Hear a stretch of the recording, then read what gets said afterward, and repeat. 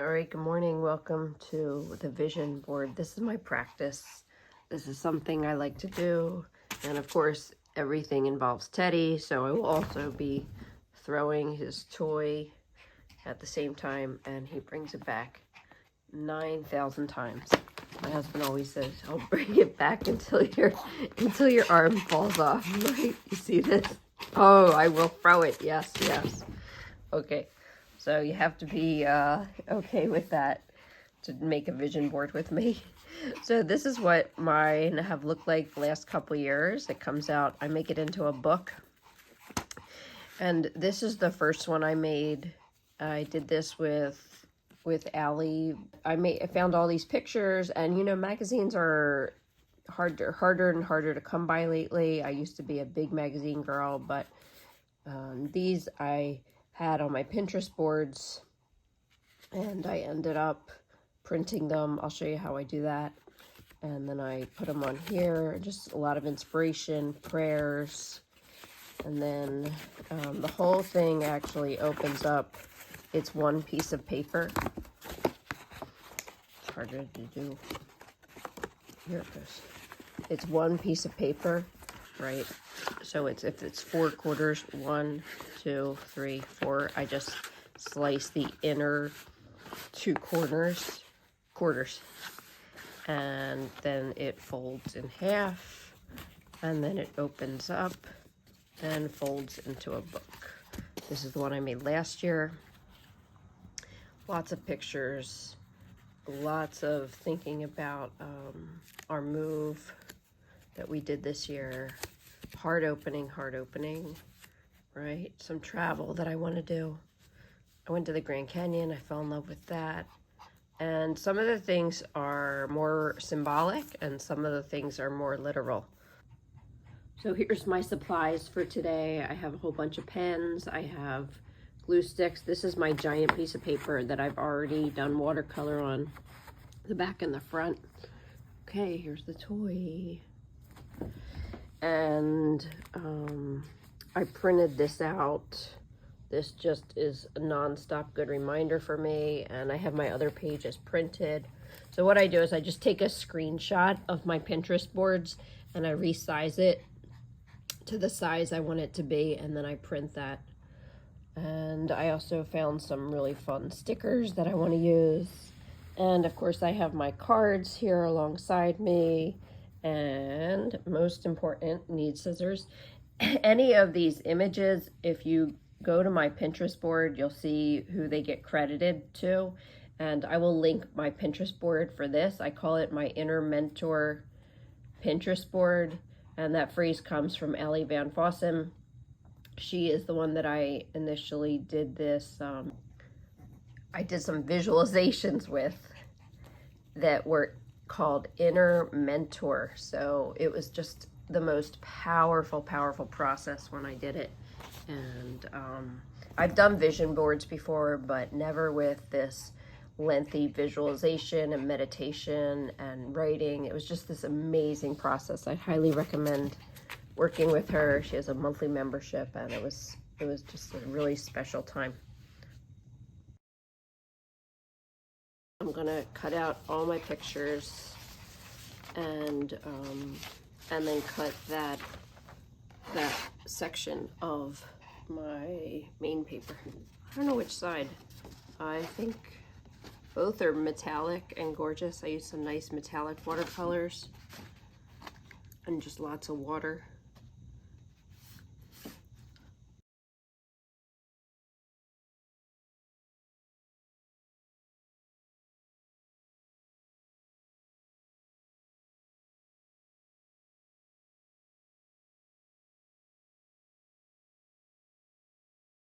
So I'm gonna take my paper, and I'm gonna do this without measuring. You can measure, but if you line up the corners super duper perfectly and hold it in place and then set creases, it's pretty reliable.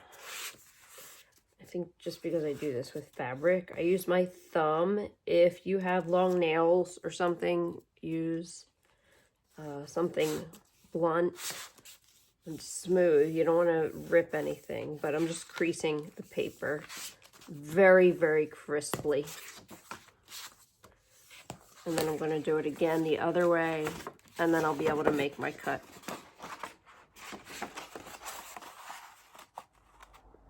So I was thinking about how different my new school is compared with my old school. And I think the biggest difference is the age of the students. When I was down south, I was teaching 99.9% 12th graders. And up here, I teach mostly 9th and 10th graders, which is very different. And then for art, I teach middle school and 4th, 5th, 6th graders for art. So that's a big difference. And then I run the after school program, which is all 4th, 5th, 6th graders, much, much younger. Other than that, kids are kids. But I haven't worked with youngins since I did my student teaching many years ago.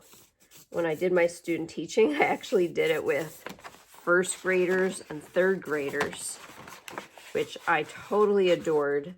I think those 3rd graders are now about 23, because I know one of them for sure.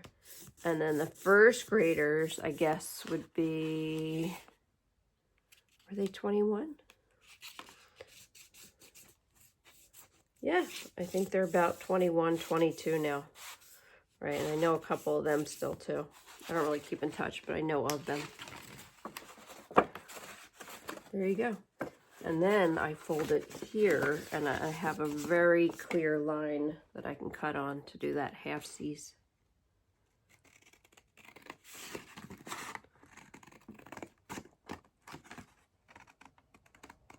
And I have a clear point.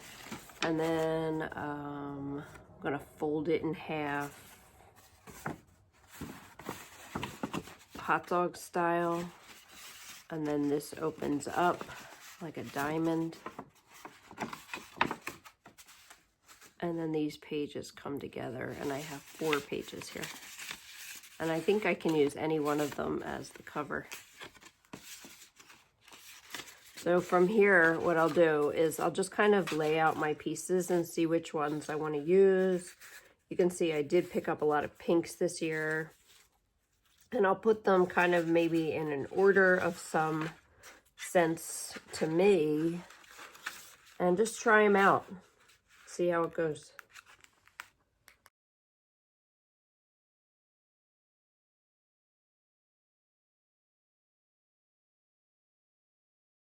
Okay, so I kind of have everything a little bit more sorted than I did before, but honestly, what ends up happening is I run out of space, and I have to kind of prioritize.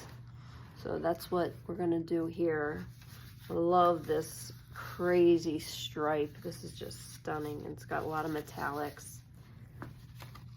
Variation. So I'm going to play here. I'm excited about that. And then I have these little post-its, and my idea is to cut them so they're kind of mini post-its, little reminders. I have some plain tape, of course glue sticks, and lots of other kinds of pens I'm going to play with. I want to add a little bit more of my own writing this time. I haven't done that before.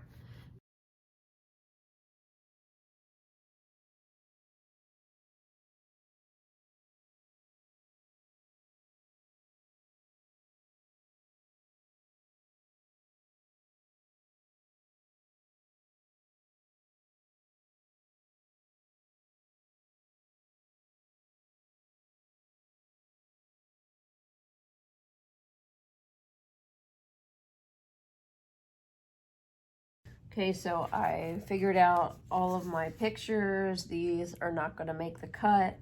Really, it's about prioritizing what is most important, and that's what I put in the book. And really, that's how I use the book, too. I think about what is most important to me. So when I look at it in the morning or at night or whenever I look at it, it just reminds me what is most important to me, and that the stuff that is not important just doesn't have to get done, or, you know, really what is a priority in my life, you know. So that's really what I came with this time. I really want to travel with family and friends this year, do my morning routine. Obviously, I want to go to Greece, and I love this. Grand Canyon is one of the places I want to go to again also. And focus on kindness, gentleness to myself and to others. I noticed this little double line comes up from all the Pinterest pictures that I have. So I might go over them with some color, or anyway, right now I'm going to make my little post-it. Oh, look who came to join us. I'm going to make my mini post-it. So I got out these little tiny tabs from here, and I cut them, and I'm going to take the words from this little paper I found. It's from Sharon Martin, LCSW, about detaching. It says it's about detaching from an alcoholic or dysfunctional family member, but really it's about healthy living. One of them is focus on what you can control, respond, don't react, allow people to make their own decisions. Really just great examples of respectful behavior. Give your expectations a reality check. So I'm gonna see how tiny I can write on this with my tiny micron pen I haven't used since scrapbooking days. Oh, looks like I'm gonna have to write even smaller if I give yourself, oh, might have to start over on that one.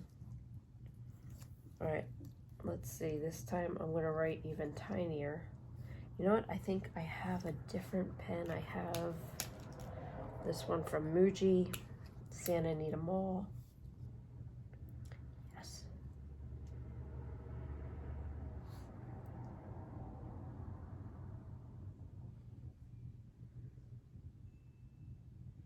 Yeah, that worked out so well. So I'm gonna make a couple more of those. You can see how tiny it is, but it's gonna go perfectly in my little book. Just like that, like a little post-it you would use in real life. Okay, so I'm wrapping up. So I just put a little bit of glue on the top part.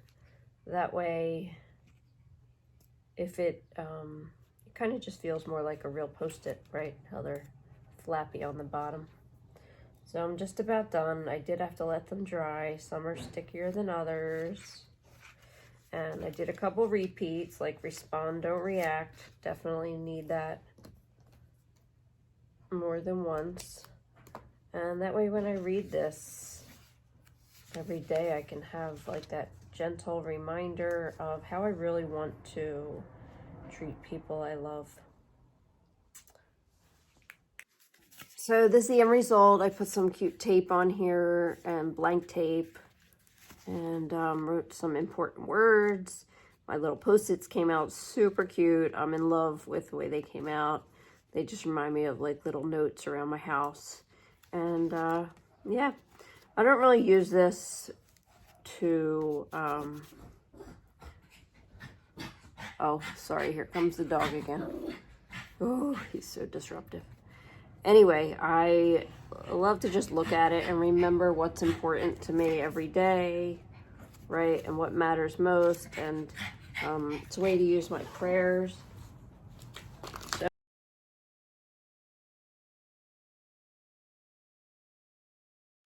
I try to add a little spiritual something on each page just to remind me that I'm not in charge. And this is really not about like what I want.